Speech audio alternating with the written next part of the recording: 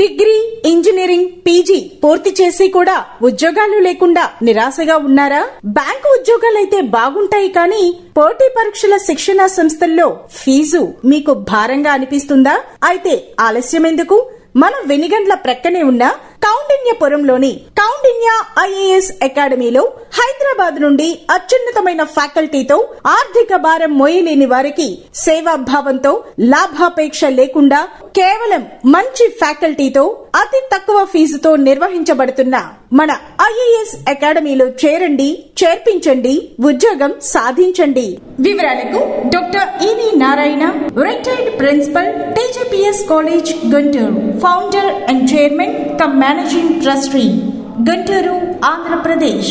Cell number 9966112933.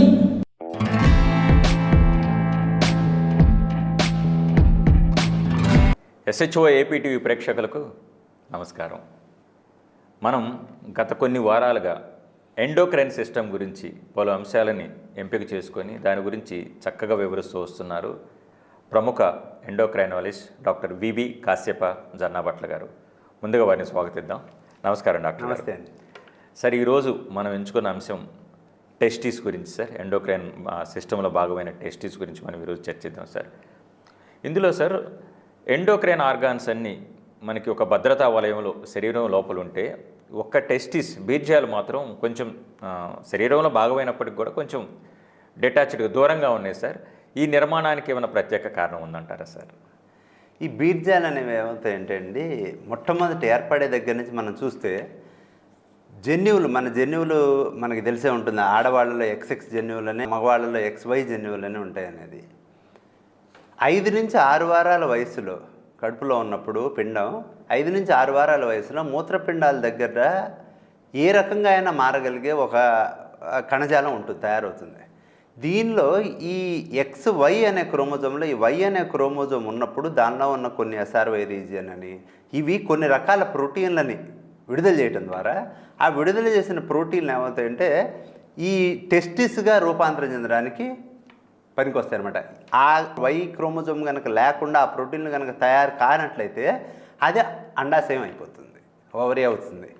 ఈ అయిపోయిన తర్వాత ఈ టెస్టిస్ని ఏం చేస్తుందంటే, టెస్టిస్లో ఈ మగవారికి సంబంధించిన స్పెర్మ్ అంటారు, శుక్రకణాలు అంటారు. ఈ శుక్రకణాలను విడుదల చేయాలి అంటే దానికి శరీర ఉష్ణోగ్రత ఏదైతే ఉందో ఆ ఉష్ణోగ్రత కన్నా కూడా ఒక 2 నుంచి 3 డిగ్రీల సెంటీగ్రేడ్ తక్కువ ఉష్ణోగ్రత కావాలి. అందుకోసం అని చెప్పి ఏం చేస్తుందంటే దాన్ని శరీరం దగ్గర నుంచి బయటకు తీసుకురావడం కోసం ఈ హార్మోన్లన్నీ పనిచేసి పుట్టుక సమయానికి సాధారణంగా 80% మందికి పుట్టుకటప్పటికే శరీరం బయటికి ఈ వృషణాలు వచ్చేసి ఉంటాయి. లేని పరిస్థితుల్లో ఏమవుతుందంటే కనీసం మొదటి సంవత్సరం చివరికన్నా సరే అవి కిందకి దిగిపోవాలి. లేకపోతే ఏమవుతుంది అంటే లోపల కంటిన్యూస్గా అదే పనిగా అధిక ఉష్ణోగ్రత ఉండటం వల్ల ఈ శుక్రకణాల ఏర్పాటు కానీ లేకపోతే అసలు ఈ టెస్టిస్ అనేది అభివృద్ధి చెందడం కూడా చాలా ఇబ్బందికరంగా తయారవుతుందండి. అందుకోసమని ఈ శరీరం నుంచి కొద్దిగా దూరంగా ఉంటుంది. ఈ ఉష్ణోగ్రత అనేది ముఖ్యమైన విషయం, అందుకోసమనే ఇది ఇలా ఉంటుంది. కరెక్టే సార్. కొంతమందికి 2 బీర్జాలు, ఒక బీర్జం బయటకు వచ్చి ఒక బీర్జం కూడా లోపల ఉంటుంది సార్. మోరోవర్ సార్, ఇప్పుడు మీరు టెంపరేచర్ గురించి చెప్పారు సార్, చాలా మంచి పాయింట్. ఇప్పుడు IVF ట్రీట్మెంట్కి వెళ్ళిన జంటల్లో మేల్ని అడిగే ఫస్ట్ క్వశ్చన్ ఏంటంటే, ముఖ్యంగా ఈ ట్రీట్మెంట్ ప్రాసెస్లో ఇటీవల నీకు ఏమైనా జ్వరం వచ్చిందా, టెంపరేచర్ పెరిగిందని కూడా అడుగుతారు. బహుశా దీనివల్లే కాదు సార్. ఇంకొక విషయం కూడా, జనాల్లో ఇప్పుడు ఈ పాశ్చాత్య పోకడల మధ్యలో మనకి జీన్స్ వాడటం అనేది చాలా కామన్ అయిపోయింది సార్. జీన్స్ వాడితే కనుక పిల్లలు పుట్టరు అనే వాదన కూడా ఉంది సార్. ఇందులో వాస్తవం ఎంత సార్? ఇదే చిన్న విషయం అండి. మనం సాధారణంగా మగవారికి తెలుస్తుంది. గమనించినట్టయితే ఎప్పుడైతే బయట చల్లటి వాతావరణం ఉంటుందో వాళ్ళ వృషణాలు అనేవి కొద్దిగా శరీరానికి దగ్గరగా జరుగుతాయి. ఎందుకోసం అంటే అవి ఆ ఖచ్చితమైన ఉష్ణోగ్రతని మెయింటైన్ చేయాల్సిన అవసరం వాటికి ఉంది. ఆ పనిని ఆటోమేటిక్గా వాటంతా అవే చేస్తాయి. మనం వేసుకునే బిగుతైన లోదుస్తుల వల్ల కానీ, జీన్స్ కంటిన్యూస్గా వేసుకోవటం వల్ల కానీ, ఇవే కాకుండా అదే పనిగా ఎక్కువసేపు కూర్చొని ఉండటం వల్ల కానీ, శరీరం బరువు ఎక్కువైపోయి తొడల భాగంలో ఎక్కువ కొవ్వు చేరటం వల్ల కానీ, ఇంకా చెప్పాలంటే ల్యాప్టాప్ను ఒళ్ళో ఎక్కువ పెట్టుకొని ఉండటం వల్ల కానీ, హాట్ టబ్బులు, సానా బాతులు అని చెప్పేసి ఇంట్లో ఎక్కువగా చేస్తూ ఉంటారనమాట. ఎక్కువసేపు ఈ టబ్బులో వేడి నీళ్ళు పోసుకొని దానిలో కూర్చొని ఉండటం కానీ, ఈ జ్వరం రావటం కానీ ఇలా అనేక కారణాల వల్ల కంటిన్యూస్గా. ఇంకొక విషయం కూడా ఏంటంటే వ్యారికోసీల్ అంటారు. మనకు వచ్చేసరికి వెరికోస్ వెయిన్స్ అనేవి తెలుసు. వెరికోస్ అంటే ఏంటంటే డైలేషన్ అనమాట. సన్నగా ఉండాల్సిన రక్తనాళాలు ఉబ్బటం. ఈ ఉబ్బినప్పుడు ఏంటంటే అక్కడ ఉండాల్సిన రక్తం కన్నా ఎక్కువ రక్తం చేరుతుంది. ఇదే రకమైన రక్తనాళాలు ఈ వృషణాల చుట్టూతా కూడా ఉంటాయి. అవి ఉబ్బితే దాన్ని వ్యారికోసీల్ అంటారు. ఇది రావటం వల్ల కానీ వీటన్నిటి వల్ల ఏం జరుగుతుందంటే టెస్టిస్ యొక్క ఈ వృషణాల చుట్టూతా ఉండే ఉష్ణోగ్రత అనేది కంటిన్యూస్గా పెరుగుతుంది.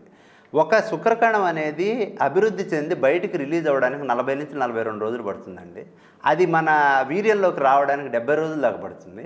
ఈ 40 రోజుల్లో ఏదైనా సమయంలో ఎక్కువ సమయం కనుక ఈ ఉష్ణోగ్రత కనుక ఎక్కువ కనుక పెరిగితే అవి ఖచ్చితంగా దెబ్బతింటాయి. ఆ దెబ్బతిన్న శుక్రకణాలు ఏంటంటే సరైన పద్ధతిలో చెలించలేవు, లేదా కొన్ని చనిపోవచ్చు, లేకపోతే అవి విభజన అవి సరిగ్గా చెందక పిల్లలు పుట్టడానికి అవకాశం అనేది చాలా వరకు తగ్గుతుంది. ఓకే, ఇంకొక అపోహ కూడా ఉంది సార్, దీనికి రెలవెంట్ కాబట్టి అడుగుతున్నాను సార్. ఎక్కువ సైక్లింగ్ చేసే వాళ్ళలో కూడా కొంతమంది ఎవరో ఇలాంటి అపోహ వ్యక్తపరిచారు సార్. కంటిన్యూస్గా ఇవాళ రేపు వాకింగ్ జాగింగ్ బదులు సైక్లింగ్ కూడా చేస్తున్నారు సార్. దాని మీద ఏమైనా ఇంపాక్ట్ ఉంటుందా సార్ ఇప్పుడు మీరు చెప్పేది? సాధారణంగా ఏమవుతుందంటే అండి, చిన్న వయసులో అంటే యుక్త వయసు లక్షణాలు రాకముందు దాకా మన రక్తానికి ఈ టెస్టిస్కి మధ్యలో ఒక బ్యారియర్ లాగా ఉంటుందండి. ఆ బ్యారియర్ని బ్లడ్ టెస్టిస్ బ్యారియర్ అంటారు. ఈ బ్లడ్ టెస్టిస్ బ్యారియర్ అనేది యుక్త వయసు వచ్చేదాకా కూడా పెద్దగా అది ఏర్పడదు. కానీ ఒకసారి యుక్త వయసు వచ్చిన తర్వాత ఈ బ్లడ్ టెస్టిస్ బ్యారియర్ అనేది కంప్లీట్గా ఫామ్ అవుతుంది. ఈ ఫామ్ అవ్వటానికి కారణం ఏంటి అంటే ఆ తర్వాత పుట్టే శుక్రకణాల్లో అనేక రకమైన ఇమ్యూనోజెనిక్ అంటే మన రోగనిరోధక వ్యవస్థని రోగనిరోధక వ్యవస్థ మన మీదే పనిచేసేటట్టుగా తయారు చేసే ఆటో ఇమ్యూనిటీని పుట్టించే ఇమ్యూనోజెనిక్ ప్రోటీన్లు అనేవి చాలా ఎక్కువ ప్రోటీన్లు వాటిలో తయారవుతాయి. అందుకోసం అని చెప్పేసి రక్తం దగ్గర నుంచి రక్తంలో ఉండే రోగనిరోధక వ్యవస్థ దగ్గర నుంచి దూరంగా ఉండడానికి ఒక బ్యారియర్ అనేది ఏర్పడుతుంది. ఈ బ్యారియర్కి ఏమాత్రం డ్యామేజ్ జరిగినా వెంటనే శరీరం అనేది ఆ ప్రోటీన్లకి గురయ్యి దానికి ఎగనిస్ట్గా యాంటీబాడీస్ లాంటివి ఉత్పత్తి అయ్యి అవి మెల్లగా మొత్తం టెస్టిస్ని పనిచేయకుండా చేస్తాయి అన్నమాట. ఈ అధికంగా సైక్లింగ్ చేయటం కానీ దెబ్బలు తగలటం కానీ మనుషులకి ఏంటంటే చిన్న వయసులో కాదు కానీ పెద్ద వయసులో ఏదైనా సరే వృషణాలకు దెబ్బ తగలటం కానీ లేదు మంప్స్ అని చెప్పి గవద బిళ్ళలు అనే ఒక వ్యాధి ఉందండి. ఆ వ్యాధి రావటం వల్ల కూడా ఏమవుతుందంటే ఈ బ్లడ్ టెస్టిస్ బ్యారియర్ అనేది డ్యామేజ్ అవుతుంది. ఆర్కైటిస్ అంటారు. అంటే దానికి ఈ వృషణాలకి ఇన్ఫ్లమేషన్ వస్తుంది. ఆ ఇన్ఫ్లమేషన్ వచ్చి తగ్గిన తర్వాత ఏమవుతుందంటే ఈ టెస్టిస్ బ్యారియర్ అనేది పోవటం వల్ల కంప్లీట్గా ఈ టెస్టిస్ అనేది వృషణాలు కానీ లోపల ఉన్న శుక్రకణాలు కానీ అవన్నీ డ్యామేజ్ అవుతాయి. ఈ డ్యామేజ్ కనుక అయిపోయింది ఒకసారి అంటే ఇక పిల్లలు పుట్టే అవకాశం అనేది ఉండదన్నమాట. లోపల అలాంటి సమయంలో ప్రత్యేకమైన పద్ధతుల ద్వారా ఏదైనా కొన్ని ప్రదేశాల్లో మిగులుంటే అక్కడ దగ్గర నుంచి సూది వేసి తీయటం కానీ ఇట్లాంటి ప్రత్యేక పద్ధతుల్లో గర్భం ధరించడానికి ట్రై చేయాలి తప్పించి మామూలుగా రావడానికి అవకాశం చాలా తక్కువగా ఉంటుంది. ఇక్సీ విధానం ఏదో ఉంటారు.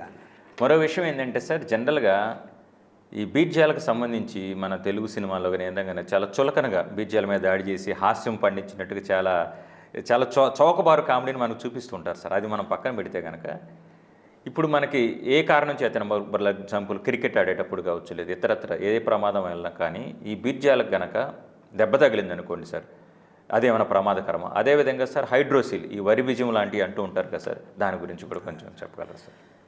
బీర్జాలకి దెబ్బ తగిలినప్పుడు అండి ఇందాక మనం చెప్పుకున్నట్టుగా ముఖ్యమైన విషయం ఆ బ్లడ్ టెస్టిస్ బ్యారియర్ అనేది డ్యామేజ్ అవ్వటం అయిందా లేదా అనేది ఒకటి.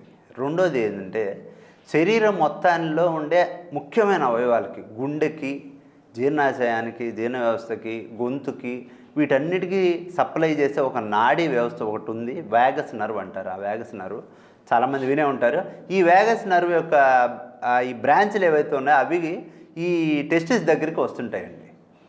సడన్గా దెబ్బ తగలటం వల్ల ఈ వ్యాగస్ నర్వ్ కనుక ఎందుకు అంత ఇబ్బంది పడవలసి వస్తుంది అంటే ఈ వ్యాగస్ నర్వ్ కనుక స్టిమ్యులేట్ అయితే గుండె సడన్గా ఆగిపోవడానికి కూడా అవకాశం ఉంది. ఈ దెబ్బ తగలటం అనేది ఎందుకు అంత జాగ్రత్తగా ఉండాలి, క్రికెట్ బాల్ ఆడకుండా దానికి గార్డు పెట్టుకోవాలి, ఈ విధంగా ఎందుకు చెప్తారు అంటే దానికి మెయిన్ కారణం ఇది ఒకటి. రెండోది మీరు చెప్పిన ఈ వరి బీజం కానీ లేకపోతే నేను ఇందాక చెప్పిన ఈ వ్యారికోసీల్ అయితే కానీ వీటన్నిటికీ కూడా ముఖ్యమైన కారణం ఏంటంటే ఈ ఉష్ణోగ్రత పెరగటం. ఆ చుట్టూతో ఉన్న చేరే నీరు పదార్థం ఏదైతే ఉంటుందో ఆ నీరు ఎక్కడి నుంచి వస్తుంది? రక్తం నుంచి వస్తుంది. కాబట్టి రక్తంలో ఉండే ఉష్ణోగ్రతే వాటికి కూడా ఉంటుంది. కంటిన్యూస్గా ఉష్ణోగ్రత ఉండటం వల్ల ఏమవుతుందంటే ఎదుగుదల అనేది ఆగిపోయి ఒరిజినల్ బీర్జాలు ఏవైతే ఉన్నాయో వాటి సైజు తగ్గిపోతూ వస్తుంది అనమాట. ఇవి తర్వాత కాలంలో ఖచ్చితంగా ప్రాబ్లంకి గురి చేస్తాయి. ఒకవైపు ఉన్న బీర్జం ఉంటే సరిపోతుందండి. ఎట్లాగైతే ఒక కిడ్నీతో మనిషి బతకచ్చో, ఒక ఊపిరితిత్తులతో మనిషి బతకచ్చో, అదేవిధంగా ఒక్క బీర్జంతో కూడా మనిషి పిల్లల్ని కనగలిగే అవకాశం ఉంటుంది.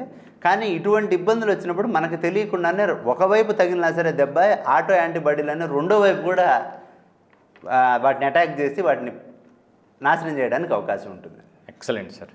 ఇప్పుడు సార్ మనం పిల్లల్ని గమనిస్తే కనుక జనరల్గా యుక్త వయసు వస్తుంది కదా సార్, ఏ వయసు దాకా కనుక ఈ యుక్త వయసు లక్షణాలు రాకపోతే తల్లిదండ్రులు ఎండోక్రైనాలజిస్ట్ని సంప్రదించాల్సి ఉంటుంది. ఎందుకంటే చాలామంది బిడియో పడో లేదా మొహమాట పడో దీని ఒక స్టిగ్మాలా ఉండి చాలామంది సంప్రదించారు సార్.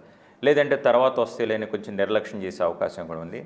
మోరోవరు ఈ యుక్త వయసు లక్షణాలు ఆలస్యంగా రావడానికి ఏమైనా ప్రత్యేక కారణాలు ఉన్నాయంటారు సార్? యుక్త వయసు లక్షణాలు అంటే మగపిల్లల్లో చూసుకుంటే మనకి అన్నిటికన్నా ముఖ్యమైన లక్షణం, కాకపోతే ఎవరు గమనించిన లక్షణం ఏంటంటే బీర్జాల సైజు పెరగటం. ఎప్పుడైతే ఒక అబ్బాయి యుక్త వయసుకు వచ్చాడని చెప్పేది ఎలాగంటే బీర్జాల సైజు పెరగటం దగ్గర నుంచి మొదలవుతుందండి. ఆ తర్వాత ఈ భాగంలో, ఆ కింది భాగంలో ప్రైవేట్ పార్ట్స్లో వెంట్రుకలు పెరగటం కానీ, లేదు అంగం పెద్దవటం కానీ పురుషాంగం, లేదు ఒంటి మీద మొటిమలు రావటం, ముఖం మీద మొటిమలు రావటం, శరీరానికి ఒక రకమైన పెద్దవాళ్ళ వాసనలు కూడా వస్తాయి అన్నమాట. ఇవన్నీ యుక్త వయసు లక్షణాల కిందకు వస్తాయి. ముఖ్యంగా ఈ యుక్త వయసులో మీసాలు గడ్డాలు రావటం, గొంతు మారిపోవటం, ఇవన్నీ కూడా వాటి కిందకే వస్తాయి. ఇవి సాధారణంగా మన ఇండియన్ పాపులేషన్లో 9 నుంచి 14 ఏళ్ల వయసు మధ్యలో జరగటం అనేది నార్మల్ విషయం అండి. ఇందులో కూడా 13.5 సంవత్సరాల దాకా ఖచ్చితంగా 13.5 సంవత్సరాలకి అందరికీ వచ్చేస్తుంది. కొంచెం ముందు 9 ఏళ్ళకి, 9.5 ఏళ్ళకి, 10 ఏళ్ళకి కూడా రావచ్చు. కానీ 13.5 అనేది యావరేజ్ టైం. ఆ టైం దాని దగ్గర నుంచి ఎప్పుడైనా సరే మనం తీసుకునేవి ఏంటంటే 2 స్టాండర్డ్ డీవియేషన్స్ అంటారు. స్టాండర్డ్ డీవియేషన్ అంటే కనీసం తేడా. అట్లాంటి ఒక 2 స్టాండర్డ్ డీవియేషన్ అంటే ఒక 2 సంవత్సరాలు తేడా ఉంటాయి. అంటే 14.5-15 సంవత్సరాలు దాటింది అంటే 15 సంవత్సరాలు దాటింది అయినా సరే ఈ యుక్త వయసు లక్షణాలు ఏవి రాలేదు అంటే ఖచ్చితంగా ఎండోక్రైనాలజిస్ట్ని కలవాల్సిన అవసరం ఉందండి. ఎందుకు కలవాలి, దీనికి కారణాలు ఎలా ఉండొచ్చు అంటే 60% కారణాలు సాధారణంగా కాన్స్టిట్యూషనల్ అంటారు. అంటే ఏంటంటే కొంతమందిలో మనిషికి ఉండే తేడాల కిందగా మనం అవి భావించవచ్చు. దీన్ని ఎక్కడ ఎక్కువ చూస్తామంటే వాళ్ళ తండ్రిలో లేదా వాళ్ళ మేనమామల్లో లేటుగా మీసాలు రావటం కానీ, లేటుగా గడ్డాలు రావటం కానీ, గొంతు మారటం కానీ జరిగి ఉంటే 18 ఏళ్ళకి, 16 ఏళ్ళకి, 19 ఏళ్ళకి వీళ్ళకి కూడా అలా జరగడానికి అవకాశం ఉంది. కానీ వాళ్ళకైనా సరే 18 అనేది హయ్యర్ లిమిట్. 18 ఏళ్ళకి కనుక జరగకపోతే ఖచ్చితంగా రావాల్సి వస్తుంది. 15 ఏళ్ల దగ్గర జరగనప్పుడు వస్తేనే, అండ్ తొందరగా ఎంత చిన్న వయసులో వస్తే మనం దానికి అంత మంచి ట్రీట్మెంట్ చేయడానికి అవకాశం ఉంటుంది. ఈ కారణాల దగ్గరికి వస్తే నేను ఇందాక చెప్పినట్టు కాన్స్టిట్యూషన్ అవ్వచ్చు. రెండోది ఏంటంటే మనం పోయిన ఎపిసోడ్లో చెప్పుకున్నట్టు బ్రెయిన్లో నుంచి ఈ టెస్టిస్ పెరగడానికి, ఎదుగుదలకి FSH, LH విడుదల చేసే పిట్యూటరీ హార్మోన్లు ఉంటాయి. ఈ టెస్టోస్టెరాన్ ఈ టెస్టిస్లోంచే విడుదలయ్యే మగవాళ్ళ హార్మోన్లు కానీ వీటిల్లో ఎక్కడైనా ఇబ్బంది ఉంటే, అంటే ప్రైమరీ హైపోగొనాడిజం అంటారు. ప్రైమరీ అంటే మొట్టమొదట ఈ గొనాడ్స్ అంటే టెస్టిస్కే ప్రాబ్లం రావడాన్ని ప్రైమరీ హైపోగొనాడిజం, టెస్టిస్లో ప్రాబ్లం ఉండటం కానీ. సెకండరీ హైపోగొనాడిజం అంటే ఈ టెస్టిస్ మీద పనిచేసే పిట్యూటరీలో ప్రాబ్లం ఉండడం కానీ, ఈ రెండింటి ద్వారా కూడా రావడానికి అవకాశం ఉంది. ఈ తక్కువ వయసులో వస్తే మనం చేయగలిగేది హార్మోన్లు, పిట్యూటరీ హార్మోన్లు కనుక ఒకవేళ తక్కువగా ఉంటే పిట్యూటరీ హార్మోన్లు ఇవ్వటం ద్వారా కానీ, టెస్టోస్టెరాన్ తక్కువ ఉంటే టెస్టోస్టెరాన్ ఇవ్వటం వల్ల కానీ వారిని ఈ మానసిక ఇబ్బందులు పడకుండా, అంటే పక్కన పిల్లలు చాలా ఎక్కువగా గేలి చేస్తూ ఉంటారు, అది జరగకుండా ఉండడానికి మనం వాళ్ళ సాధారణమైన పెరుగుదలకి మనం ఉపయోగపడడానికి కూడా ఉపయోగపడుతుందండి. ఎత్తు పెరగటంలో కూడా ఈ టెస్టోస్టెరాన్ హార్మోన్ అనేది కొంత భాగం వహిస్తుంది. కాబట్టి ఈ 18 ఏళ్ల లోపల ఇవి లేట్ అయినప్పుడు మనం రావటం వల్ల సరైన ఎత్తు పెరిగేటట్టు కూడా చేయొచ్చు. Excellent sir. ఇప్పుడు మీరు చెప్పారు మేనమామకి ఉంది కాబట్టి 13.5 నుంచి 18 ఏళ్ళకి వచ్చిందని భావించేటట్టు అని అలా ఆలోచించే వాళ్ళు ఉంటారు. చిన్నపిల్లలు కూడా సార్ దీనికి రెలవెంట్ కాబట్టి చెప్తున్నారు. చాలామంది చూస్తున్నారు పిల్లలకి డిలేడ్గా మనకు మాటలు రావటం కానీ, ఈ గుర్తుపట్టడం కానీ ఆలస్యమైనప్పుడు ఆటిజంతో ఇబ్బంది పడుతున్నప్పుడు కూడా చాలామంది పేరెంట్స్ మా వంశంలో అలా ఉంది, వాళ్ళకి ఎలా ఉంది, వీళ్ళకులని చెప్పి అలా ఉందని చెప్పి అశ్రద్ధ చేస్తూ ఆ పిల్లాన్ని మరింత ప్రమాదంలోకి నెట్టే సందర్భాలు కూడా మనం చూస్తున్నాం సార్. ఇంకో విషయం సార్, ఇప్పుడు మనకి సమాజంలో బిల్డప్ బాబాయిలకు తక్కువేం లేదు. ఎవరిని చూసినా ఇవాళ రేపు ప్రతి వాడు ఒక బిల్డప్ బాబాయ్, ఎక్కువ శాతం, అందరిని అంటలేదు సార్. ఇలాంటి బిల్డప్ బాబాయిల మధ్యలో బాడీ బిల్డింగ్ కోసం కూడా తీవ్రంగా శ్రమిస్తూ ఆరాడు చేస్తూ ఉంటారు. దాని ఒక శారీరక శ్రమ వేరు, ఇదొక ప్యాషన్గా కూడా చేస్తున్నారు చాలామంది. ప్రొఫెషన్ అయితే నేను దాన్ని కామెంట్ చేయను సార్. ఇలాగా ముఖ్యంగా వ్యాయామశాలలో కావచ్చు, లేదా ఇంకొక విషయానికి వస్తే క్రీడాకారుల్లో సార్, వాళ్ళ పరిధి దాటి పర్ఫార్మెన్స్ చేయాలంటే కనుక ఈ మగవాళ్ళ హార్మోన్స్ వాళ్ళు బయట నుంచి తీసుకుంటున్నారు సార్, ఎక్స్టర్నల్ సప్లిమెంట్ రూపంలో. ఇది ఏమైనా ప్రమాదకరమా సార్? దీన్ని మనం ఎలా చూడాలి సార్? వాడా అనేది ఒక అథారిటీ ఉంది కదండి, అది ఈ క్రీడల్లో గనక ఏవైనా సరే తీసుకోకూడని నిషిద్ధ ఉత్ప్రేరకాలను కనుక వాడిన వారికి దాన్ని గుర్తించడం కానీ, దానికి సంబంధించిన పరీక్షలు చేయడం కానీ, ఇవన్నీ చూసేది వాడా అనే ఒక సంస్థ ఉంది. అది ఈ మగవాళ్ళ హార్మోన్ని పూర్తిగా నిషేధించింది. హార్మోన్లు ఎటువంటి పరిస్థితిలో కానీ ఎలాంటి వాళ్ళనైనా సరే తీసుకోవడానికి అది నిషేధం. ఇది ఎందుకు నిషేధం అంటే ఖచ్చితంగా ఈ హార్మోన్ల వల్ల కొంత ఉపయోగం అయితే ఉంటుంది. ఎందుకంటే మజిల్ పెరగటం కానీ, లేకపోతే ఏంటంటే శరీరం యొక్క దృఢత్వం పెరగటం, మనిషికి వచ్చేసరికి ఎక్కువసేపు ఎక్సర్సైజ్ చేయగలగటం, ఇట్లాంటి ఉపయోగాలు దానివల్ల ఉంటాయనే ఉద్దేశంతో తీస్తారు.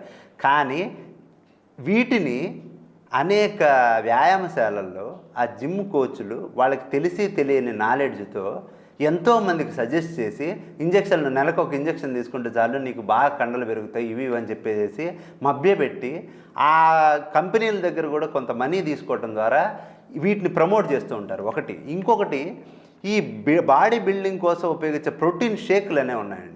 వాటిలో వీళ్ళకి పాపం తెలియకుండానే ప్రోటీన్ అనేది అత్యవసరం.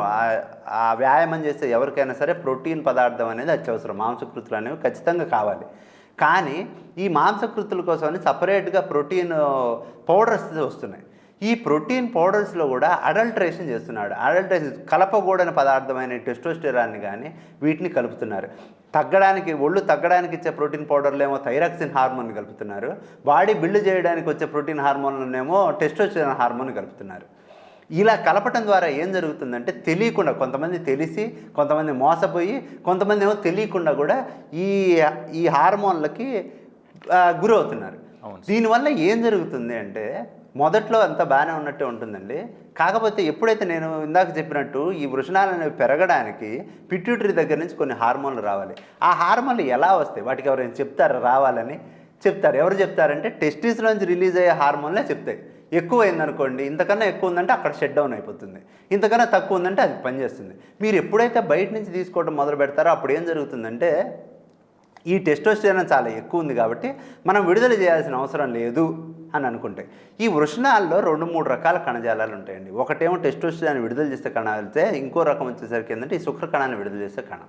ఈ టెస్టోస్టెరాన్ విడుదల చేసే కణాలు అనేవి ఈ శుక్రకణాన్ని విడుదల చేసే కణాలు, వాటిని రక్షించే సెట్రోలిక్ కణాలని ఇట్లా చాలా కణాలు ఉంటాయి. ఈ టెస్టోస్టెరాన్ ఈ సెట్రోలిక్ కణాలు పెరగడానికి ఉపయోగపడుతుంది.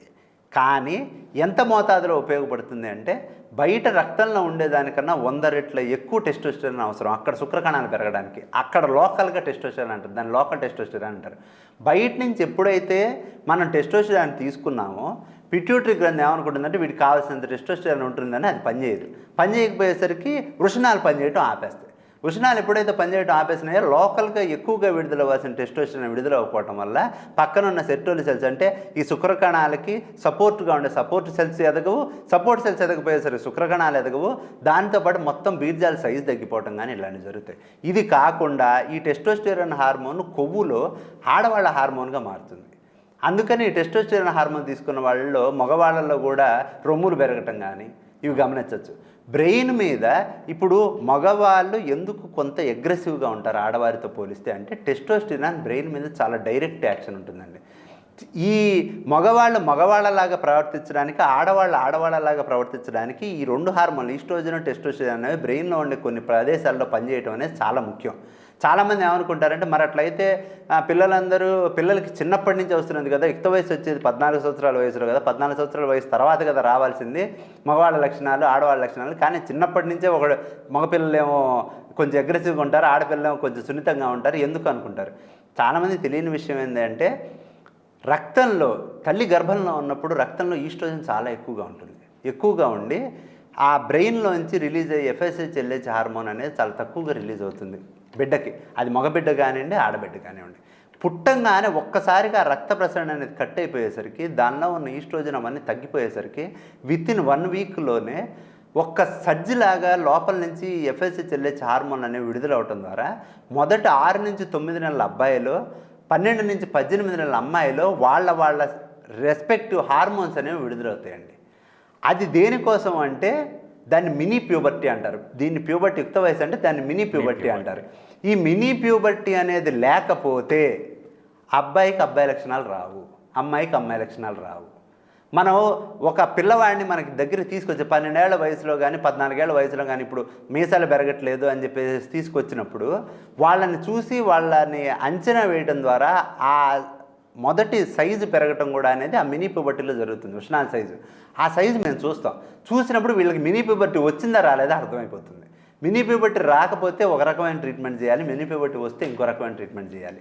ఇలాంటి అనేక రకమైన ప్రాబ్లమ్సే కాకుండా రక్తనాళాలు దెబ్బతిని రక్తనాళాలు రక్తం గడ్డలు ఏర్పడటం కానీ, ఇవి ఏర్పడి వీటి దగ్గర నుంచి స్ట్రోకులు రావటం కానీ, బీపీ ఎక్కువగా పెరగటం కానీ, ఇవన్నీ ఎన్నో రకమైన ప్రాబ్లమ్స్ ఇవి తీసుకోవటం ద్వారా వస్తాయండి. చాలా టెస్టీస్ అంటే చాలా చిన్న ఆర్గాన్ సార్. టెస్టీస్ గురించి మీరు ఎంత వివరంగా ఎంత వైడ్ సబ్జెక్ట్ చెప్పారు సార్. ఓ రకంగా చెప్పాలంటే అసలు ఈ టెస్టీస్ గురించి టెస్ట్ పెడితే మీ వైద్యులే కాదు మేము కూడా క్లియర్ కట్గా పాస్ అయ్యేంత పరిజ్ఞానాన్ని మీరు మాకు పాస్ చేశారు. ధన్యవాదాలు డాక్టర్ గారు. మరొక అంశంతో మరొక వారంలో మళ్ళీ కలుద్దాం సార్. అప్పటి వరకు ధన్యవాదాలు.